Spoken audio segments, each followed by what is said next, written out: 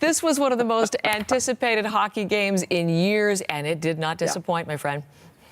No, it was fantastic, and there's as you just mentioned a second ago, Heather, there's a lot of things that came together all at once. There was on the ice, and a lot of what we saw last night was fueled, as far as hockey goes and hockey interest, a lot was fueled by what happened last Saturday in Montreal with the 3 fights in 9 seconds and the emotionally charged game. USA wins on Canadian soil. But you're right. Like, we haven't seen political undercurrents of a hockey game or a hockey tournament like this going back to 1972 in the Summit Series. Things, of course, different now than they were then, but nonetheless, too hard to ignore.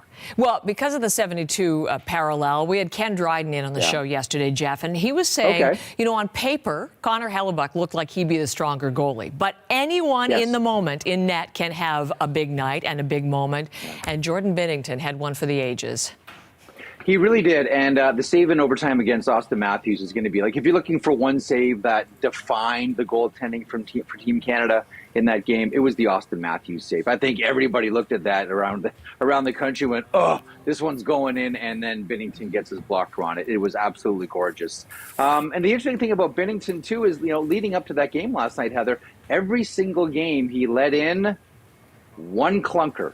Each game there was one goal where you went, Binnington has to have, the game against the U.S., it was Gensel. Before that, it was Adrian Kempe. Like, it was every single game there was like one goal where you said, he's got to have that one. It's almost as if Canada and Canadian hockey fans went into this one thinking, okay, we're playing down one puck because there's going to be one bad goal let in by Binnington. But he stood tall. No bad goals last night for him.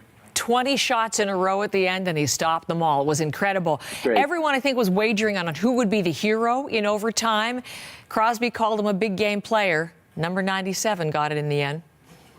It's interesting. Crosby, of course, we think about Vancouver in 2010, the player originating in overtime in the corner. The pass out in front of was, Ginla to Crosby. This time it's Mitch Marner to Connor McDavid. Maybe a symbolic passing of the torches. That put Connor Hellebuck in the Ryan Miller position for the ages. We'll see.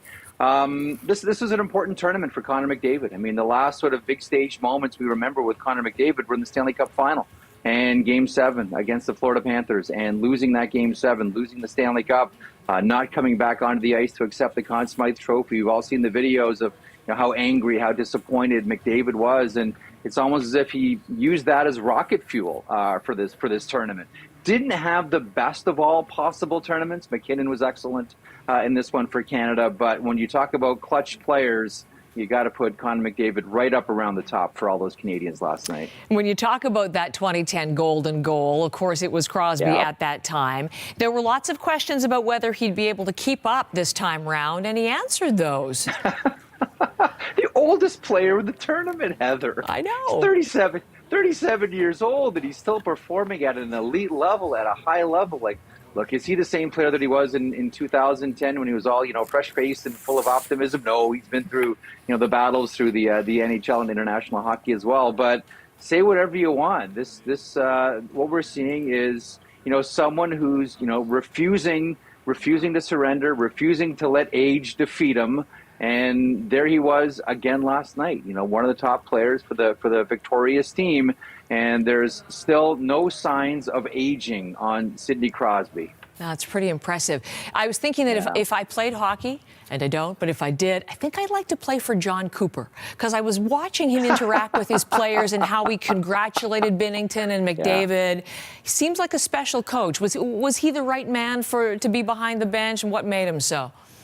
Absolutely. You're 100% right about there are just some coaches that have a certain way about handling their bench and handling their players and understanding their players. Like, there's the old saying, a pat on the back is 18 inches away from a kick in the butt. And Cooper knows when to put the foot on the gas and when to take the foot off the gas, and when someone needs encouragement and when someone needs like a little kick in the butt to get things going. The fascinating thing about Cooper to me is, and I think a lot of people as well, he's one of the best coaches, full stop, in the NHL.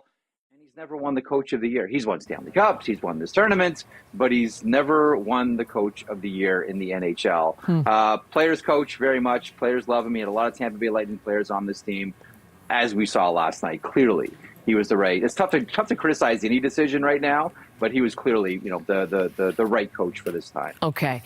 Let's talk about decisions. The decision to have this tournament. It exceeded people's expectations, it seemed, from the point of view of engagement and interest in all of this. But from the player standpoint, littered bodies all over the place, a lot of injuries. What will the NHL owners think of this, Jeff, and will there be a future for this tournament?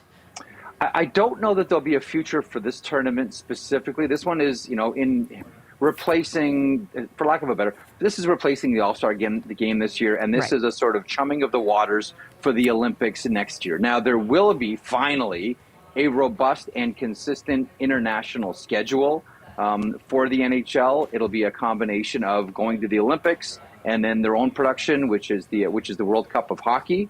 And in between those 4-year cycles, there'll be a couple of All-Star games. This is a one and done, unfortunately, folks. That trophy, which I believe was made in Belleville, Ontario, is going to go probably to the Hockey Hall of Fame Resource Center and collect dust. I don't think that we're going to see a Four Nations face-off tournament like this again. But nonetheless, even as a one and done, you're right. There were a lot of people that were skeptical about it. How hard would the players go? Would this just be another version of the All-Star game where it's no-touch hockey? These players need to be commended. They left everything out there on the ice. And as you mentioned, injuries, players dented. I mean, Vegas lost Shea Theodore for Team Canada. He's not starting with them. We know the Matthew Tkachuk injury looks like a groin. Charlie McAvoy shows up in the room yesterday with the sling on. He's not going to be playing anytime soon. This tournament had a body count, and it made for an even better experience for fans that players said, we're going at this like it's Stanley Cup Game 7 all the way. Okay, you raised something just before I let you go. Cahal Kelly gives us the count this morning in his column, 355 days until the tournament begins in Milano Cortina. Olympics and the NHL returning. I know, there you go. That's the kind of stat you love. The NHL returning for the first time to the Olympics since Sochi in 2014. Do we have a sense of the favorites, what it's going to be like in 355 days? I mean, the wild card is, of course, Russia. If Russia's in, then there's another team in the mixture. It doesn't look like Russia or Belarus is going to be going to the next Olympics. But listen, it's going to be Canada and the United States.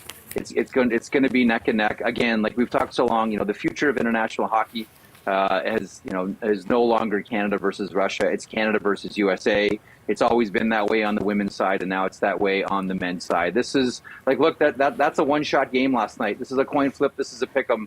It's going to be Canada and USA favored in Italy next year for sure. Okay. Special to have you back, Jeff. Thank you so much.